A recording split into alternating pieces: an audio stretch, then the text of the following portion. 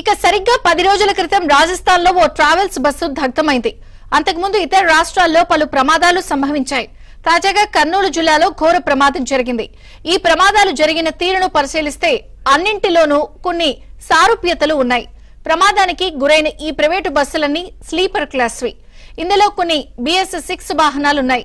ఈ ప్రమాదాలన్నీ రాత్రి వేళ, అందులోనూ తెల్లవారుజామున జరిగాయి. బస్సులు దగ్ధం కావడంతో ప్రాణ నష్టం ఎక్కువగా జరిగింది. ఏపీకి చెందిన ప్రైవేటు బస్సు ఆపరేటర్లు అధిక శాతం ఈశాన్య రాష్ట్రాల్లో రిజిస్ట్రేషన్లు చేయిస్తున్నారు. అరుణాచల్ ప్రదేశ్, నాగాలాండ్ తో పాటు డామన్ అండ్ డయ్యూ వైపు వెళ్తున్నారు.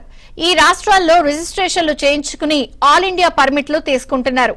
అరుణాచల్ ప్రదేశ్ లో అయితే ఆల్ ఇండియా పర్మిట్ ఏడాది కాకుండా 5 సంవత్సరాలకు కూడా ఇస్తున్నారు. నాగాలాండ్ లేదా ఇతర ఈశాన్య రాష్ట్రాల్లో రిజిస్ట్రేషన్లు చేయించుకోవటం చాలా సులభం. వాహనం లేకపోయినా కేవలం వాట్సాప్ లో కాగితాలు పంపిస్తే గంటల్లోనే రిజిస్ట్రేషన్లు జరిగిపోవడంతో పాటు నెంబర్ సైతం వచ్చేస్తోంది. అక్కడ ఫిజికల్ వెరిఫికేషన్ పెద్దగా లేకపోవటం, ఫైర్ సేఫ్టీ స్టాండర్డ్ సర్టిఫికెట్లు అడగకపోవటం వల్ల గంటల్లోనే పనైపోతోంది. రోడ్డు ట్యాక్స్ తగ్గించుకోవడం కోసం నాగాలాండ్ తదితర రాష్ట్రాల్లో రిజిస్ట్రేషన్లు చేయించుకుంటున్నారు.